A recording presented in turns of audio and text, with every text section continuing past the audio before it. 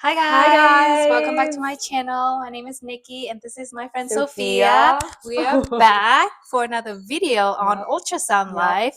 So 5 years ago when we were still in ultrasound school, we made a video talking about what the experience was being Yep. in school and what to expect when you were in school. But now that post 5 years, we're a sonographer now. We're a Yeah, seasoned sonographer. that's We're crazy. back to share with you some of the ins and out of being a Yep, sonographer and some pros and cons. And if you are thinking about being a sonographer and want to go to sonography school, yep, now we have some very honest opinions yep. about it. Some good feedback, Um, I'd some say. Yep. something that I feel like I wish I knew before I got into the program, and maybe it could have made a different decisions, Yeah, to be honest. But we'll talk about it. Okay, but yep. we also doing a mukbang. Look, We have lots of delicious snacks, food. Korean Our little snack. bobas. Yeah, Sophia got me a big ass. Why? Cheers. Why is mine so big?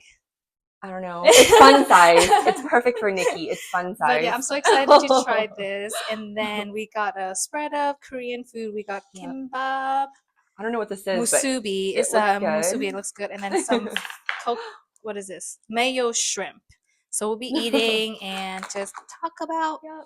being a sonographer. Welcome back, guys. I missed you. Can't believe it's been 5 years, I know. but here we are. Time flew by just like that. Older, but more seasoned and wiser, hopefully. We'll see. Oh, hi, Cleo. So the last time we made the video, Yeah, she was not even she was born. not even Cleo back then. She was not even in my belly yet.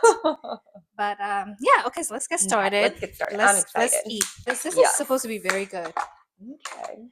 So it got spam, Ooh. eggs, crab sticks, and then on the bed of rice. This is so pretty. And then this is I'm just gonna use my hand This here. doesn't I don't know look where my real. This looks you like can something have a a Labubu would eat. yeah. Also, this is fish cakes with vegetable and rabbit rice. We can try. Okay, let's see. Mm. Bon appetit, Bon guys. appetit. Can you get me some napkins? Mm. Paper towel. Mm-hmm. Two, yeah. Two. She's a little helper now. I can send her to do things. I want to ask you a question. Mm-hmm. So, how do you feel?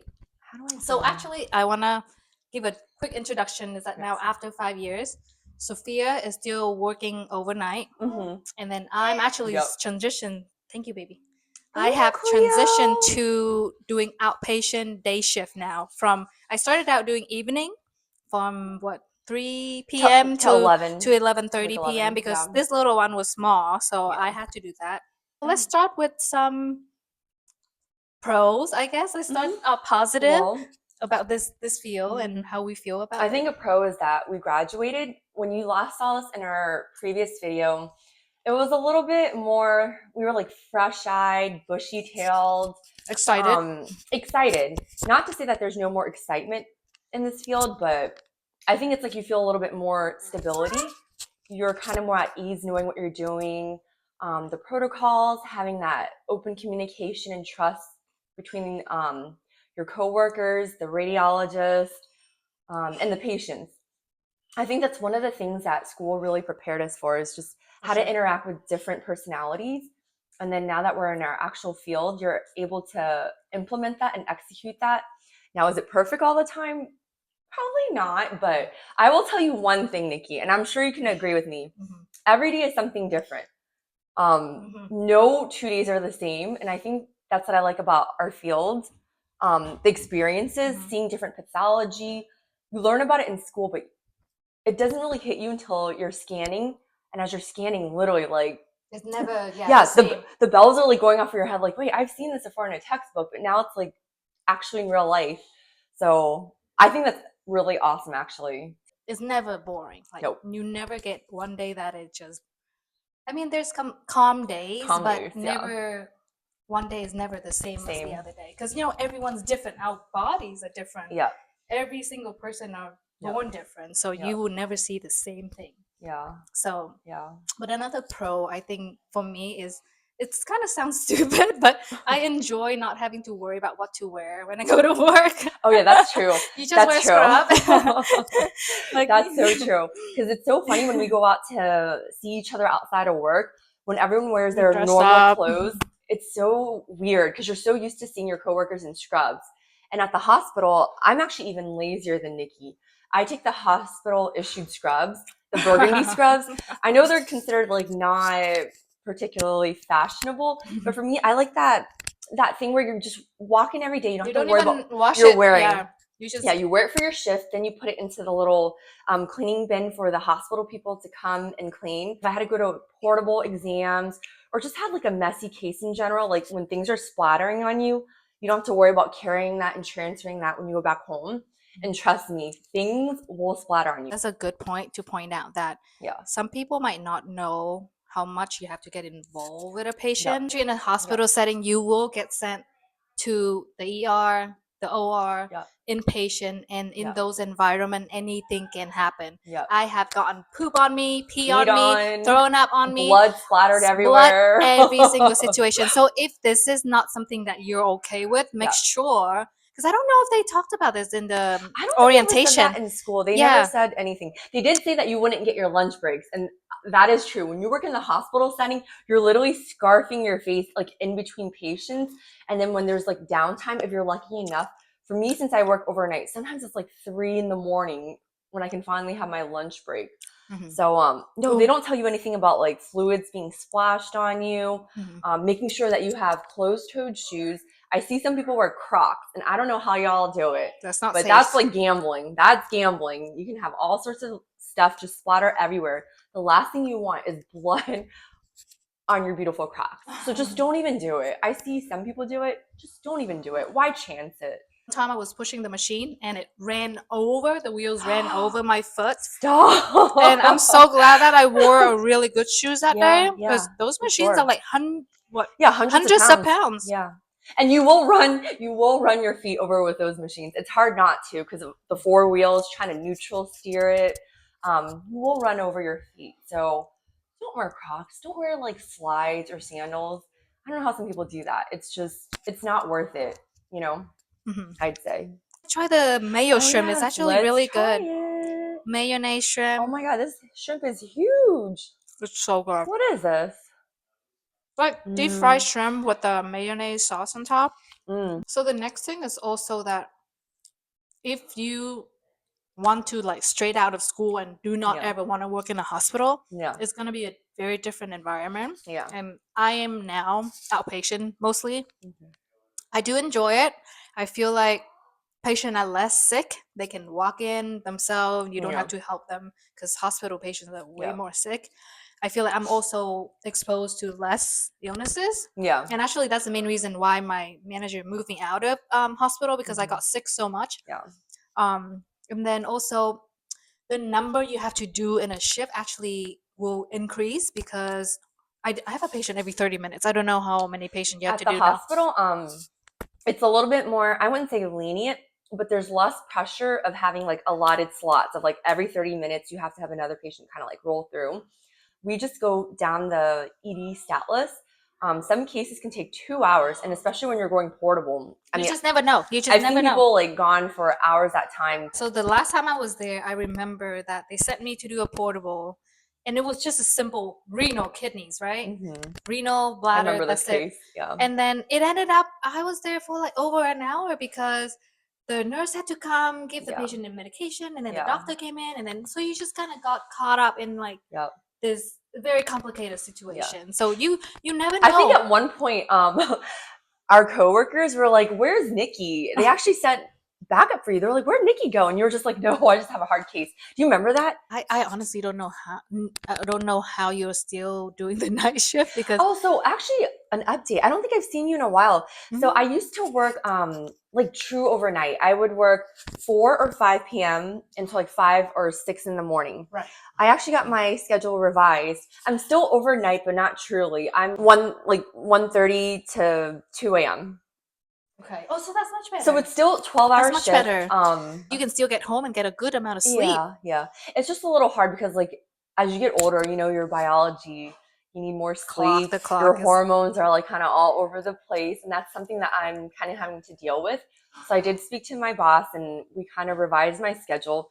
So I just started like a week ago. So I'm not. Congratulations. I haven't really truly like acclimated to that new schedule change, but I'm hoping it will. Oh, you're gonna feel it. I'm hoping it'll make me feel a lot better. She's gonna feel it in her body. It's gonna be so much better. Yeah, because the overnight shift is really hard. It's rough. It's for any of you guys, and I'm not trying to dissuade you. It is very much of a perk to work overnight, I think personally, because usually when you're working overnight, you have to do like 12-hour shifts. So full time is like 3 days of 12-hour shifts. You can just knock it out of the way. So then you have the 4 days for the rest of the week. Granted, the day after that you work, you're trying to catch up on sleep and just trying to get comfortable again. But I do enjoy having more time and leisure to get stuff done.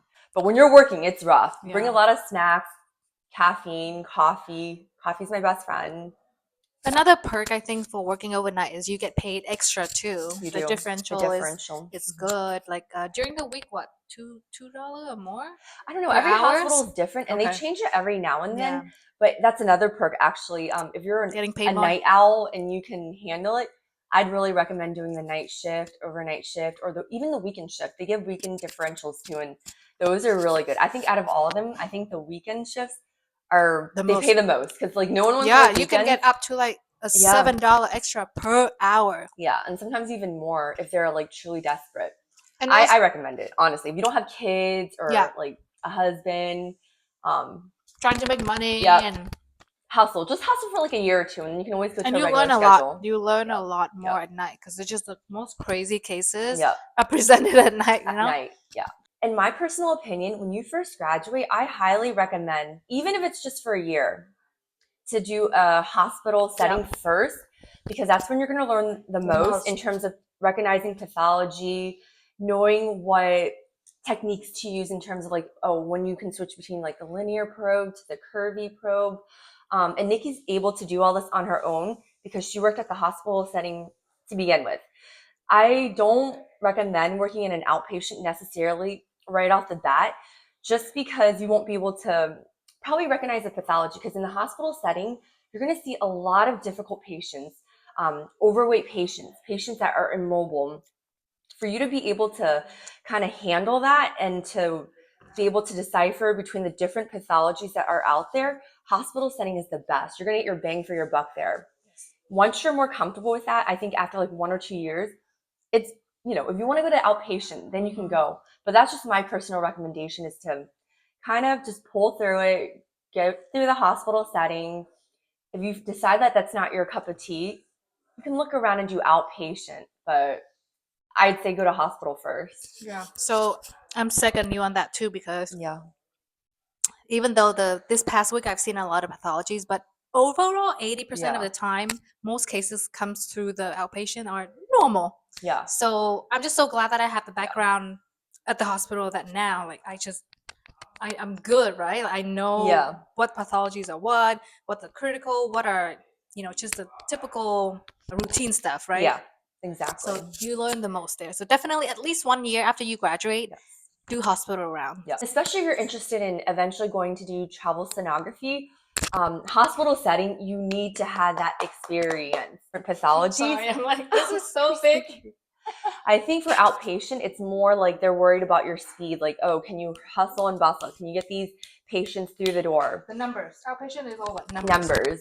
Hospital, it's more, I think, about critical thinking, learning, knowing how to present to the radiologist, talking to the nurses, knowing what to happen if a patient faints on you or codes something. You have to know what department to call. If you have to MSAT alert, rapid response, to know the difference between which particular code to call. So that's all something you learn in the hospital. You're not going to necessarily learn that in the outpatient. I'm not saying one is better than the other, but if you see yourself staying in this field for a particularly long time, it's best to start off in the hospital first, and then you can transition whichever way you decide is the best for you. Staying this field for long term. Our next topic. We're gonna be very honest here. Yeah. We're only 5 years in, and all of us have shoulder issues, wrist issues. We're in pain most of the time. Exactly. It's just not very sustainable. Sustainable. It's not sustainable. And even Sophia, she works out. Like, look at her, she works out. I don't. It's my fault. I have been trying to do more physical therapy and get myself stronger, but it's just that repetitive motion. And it's difficult. And that's something that I'm glad Nicki brought up, because she's younger than I am. I'm older. But you're healthier. In terms of like fitness, you can still work out and still be in a lot of pain. Yes. I go to the gym, I do salad core, but I'm still in a lot of pain. If you're even able to afford massages, a lot of people do the massages. I wish work kind of sponsored that, but they don't. Yeah. So you can't really necessarily count on that. You might want to check with your insurance. Sometimes they cover chiropractors, but once again, it's not something that you should depend on for workplace to cover that. Buy good shoes. I've had to learn throughout the years that you can't just wear any old pair of shoes. If you can go to your running shoe store, get your feet fitted. Yeah. I wear Hoka's. I know some people can't. I love my On Clouds. She has her On Clouds. I have the actual Hoka's. Definitely invest in a good pair of shoes.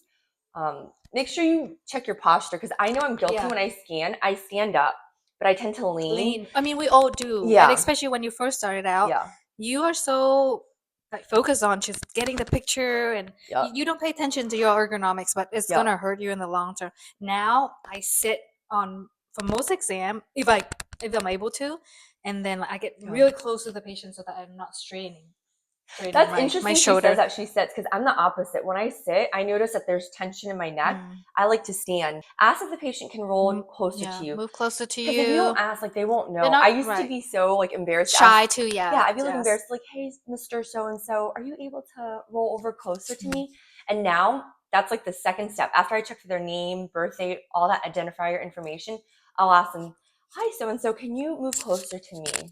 Constant complaint for those of us who are not doing part-time, because then I still keep in touch with our friends, and those who are working 40 hours or plus, they always just telling me like, they're just so burned out, they're in pain, and so that's the most common thing. Like, nobody told us this when we first thinking about going to ultrasound school. I mean, maybe they did scare us about a few other things, like, oh, you're gonna have to, for example, if there's a guy that wanted to get into this field, it's like, oh, you're gonna have to do the woman's exam, right? Or like certain things that you're not comfortable with. But they never talked about how much physical that is gonna affect your health.